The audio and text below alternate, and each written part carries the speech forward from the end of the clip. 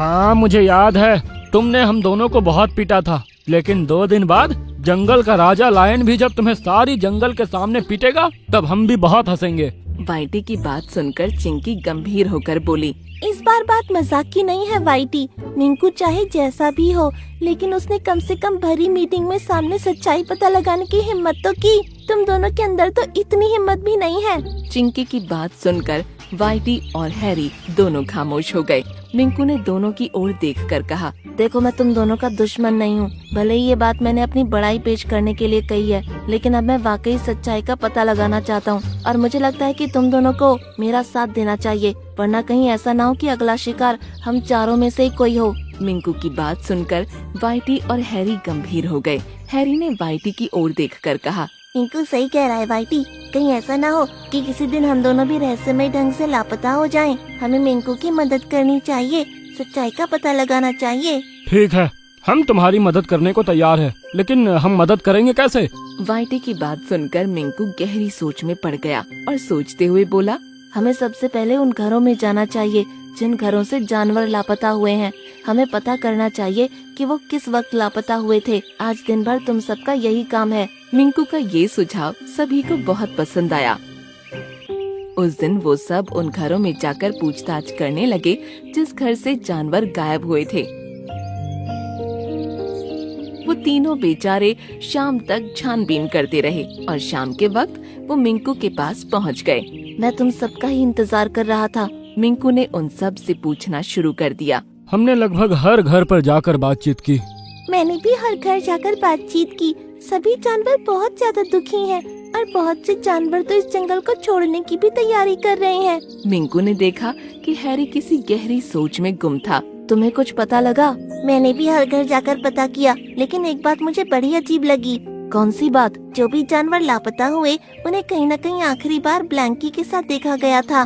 मिंकू कुछ सोचते हुए बोला, इसका मतलब ये है कि ब्लैंकी कुछ न कुछ तो जानती है। आज का दिन तो खत्म हो गया।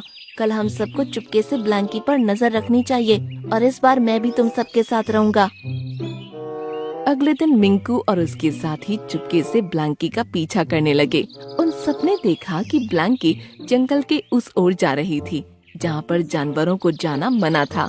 वो सब बड़ी सावधानी से ब्लैंकी का पीछा कर रहे थे। उन सभी ने देखा कि ब्लैंकी एक पेड़ के नीचे जाकर रुक गई और अजीब अजीब सी आवाजें निकालने लगी। अचानक पेड़ के ऊपर से एक शिकारी कूदकर नीचे आ गया और उसने ब्लैंकी से कहा, 3 दिन हो गए, तुमने मुझसे वादा किया था कि तुम रोज मुझे शिकार लाकर देती रहोगी और बदले में मैं तुम्हें पका हुआ मांस खिलाता रहूंगा। बस आज की बात है और मैंने तुम्हें बता दिया तो था कि जंगल के राजा और सभी जानवर अब इस रहस्य का पता लगाने में लगे हुए हैं। मुझे डर है कि कहीं मेरा राज खुल न जाए। ठीक है, सिर्फ 1 दिन और। हाँ ब्लैंकी, उसके बाद हम तीनों की डील खत्म। ये लो पका हुआ मांस। ब्लैंकी पका हुआ मांस चटकारे लेकर खाने लगी। मिंकू और उसके साथियों को सारी बात समझ में आ गई। अगले दिन लायन की मीटिंग में मिंकू बड़ी अकड़ के साथ पहुंचा। तो फिर तुमने क्या पता लगाया मिंकू? महाराज, दोषी हम में से एक है और इस वक्त यहीं मौजूद है, जिसने पके हुए मांस के बदले शहर से आए शिकारियों के साथ डील की है। वो कोई और नहीं बल्कि ब्लैंकी है। मैंने और मेरे साथियों ने अपनी आँखों से देखा है।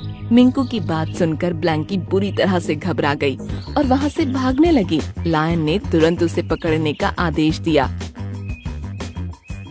कुछ ही देर के बाद ब्लैंकी गिरफ्तार कर ली गई। तुम्हारा भागना ही इस बात का सबूत है कि दूसरी दोषी तुम हो। थोड़े से खाने के लिए तुमने अपने ही जंगल के साथ गद्दारी कर दी। बहुत से जानवरों को तुम बहला फुसला कर उस शिकारी के पास ले गई। पता नहीं उस शिकारी ने उन जानवरों का क्या किया होगा। तुम्हें जिंदा रहने का कोई हक नहीं। इतना कहकर लायन ने ब्लैंकी को चीर फाड़ कर रख दिया और वो सब मिंकू के बताए हुए उस जगह पर पहुंच गए जहां शिकारी छिपे हुए थे। लायन ने सबके साथ मिलकर सभी शिकारियों को मार डाला। उसके बाद से जंगल में फिर कोई रहस्यमयी घटना नहीं हुई।